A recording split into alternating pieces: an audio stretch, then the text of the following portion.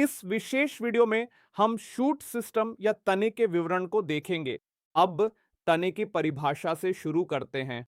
तो हमने पढ़ा कि शूट सिस्टम वह भाग है जो जमीन के ऊपर स्थित होता है। अब इस शूट सिस्टम में एक तना होता है और तने पर पत्तियां, फल और फूल होते हैं। तो इस वीडियो में हम मुख्य रूप से तने पर ही ध्यान देंगे। तो हम कह सकते हैं कि तना वह ऊपर की ओर बढ़ने वाला भाग है जो शाखाएं, पत्तियां, फूल और फल धारण करता है।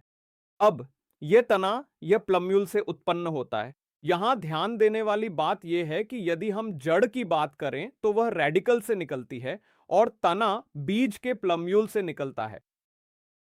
अब तने के मामले में इसमें नोड्स होंगे, इसमें इंटरनोड्स होंगे। सो इस तने में वह बिंदु जहां से पत्ती निकलेगी, मान लीजिए यह एक पत्ती है जो निकली है, यह दूसरी पत्ती है जो निकली है। तो वह बिंदु जहां से पत्ती निकलती है, तो यह एक नोड है। यह बिंदु भी नोड होगा। तो कोई भी बिंदु जहां से पत्ती निकलेगी उसे नोड कहा जाएगा और दो नोड्स के बीच के क्षेत्र को इंटरनोड कहा जाएगा। तो इस हिस्से को इंटरनोड कहा जाता है। इसके बाद हम कली शब्द पर आते हैं। अब एक तने में कलियां होती हैं। कलियां दो प्रकार की हो सकती है। ये टर्मिनल हो सकती है या एक्सिलरी हो सकती है।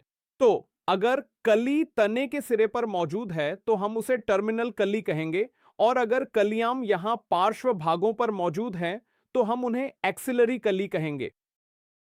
अब तने के रंग की बात करें तो शुरू में तना हरा होता है जब वह युवा होता है, और बाद में अक्सर वह लकड़ी जैसा हो जाता है और रंग में गहरा भूरा हो जाता है। तने के कार्यों की बात करें तो इसका मुख्य कार्य यह है कि तना शाखाओं को फैलाता है जिन पर पत्तियां, फूल और फल लगते हैं। यह इसका मुख्य कार्य है। दूसरे कार्य की बात करें तो यह पानी, खनिज और प्रकाश संश्लेषित पदार्थों का परिवहन करता है। यह वही भोजन है जो पौधे द्वारा बनाया जाता है।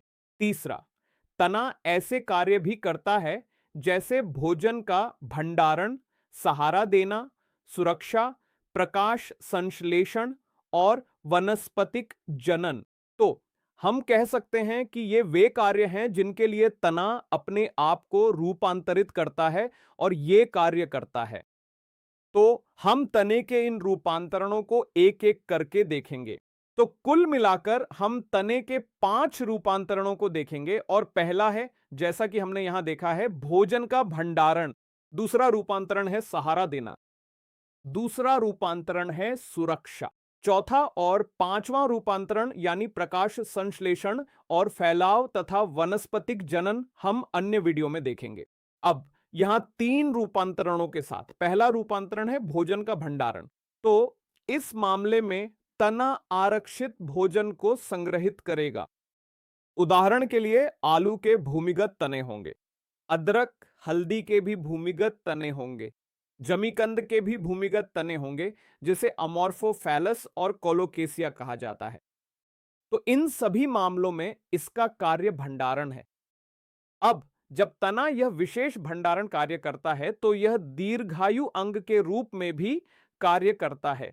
अब इस विशेष मामले में यदि प्रतिकूल परिस्थितियां आती हैं तो भोजन तने में संग्रहित रहेगा और पौधा उस प्रतिकूल परिस्थिति में जीवित रह सकेगा, और इसी कारण इन्हें दीर्घायु अंग भी कहा जा सकता है।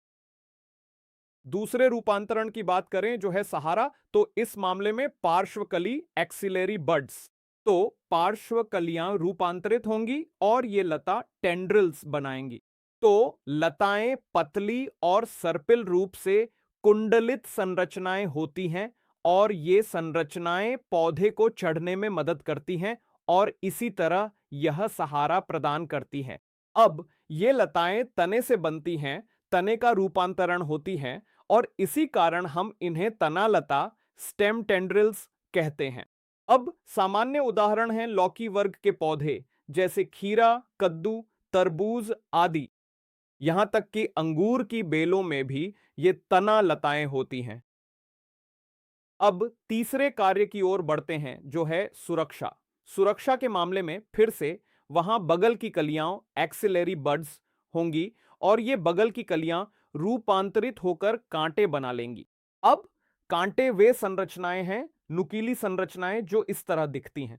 तो ये लकड़ी जैसी सीधी और नुकीली संरचनाएं होती हैं और ये पौधे को चरने वाले जानवरों से बचाती हैं, क्योंकि अगर ये जानवर पौधे को चरने की कोशिश करेंगे तो उन्हें चोट लग सकती है और इसी तरह पौधा सुरक्षित रहता है। तो इन्हें तने के कांटे स्टेम थॉर्न्स कहा जाता है। इसके सामान्य उदाहरण हैं बोगनविलिया और नींबू वर्ग के पौधे। यहां एक बात ध्यान देने योग्य है कि दूसरे मामले में यह बगल की कलियों का रूपांतरण था, तीसरे मामले में भी यह बगल की कली का रूपांतरण है। पहले मामले में बगल की कलियां तने की लताओं में बदल जाती है और दूसरे मामले में यह तने के कांटों में बदल जाती हैं।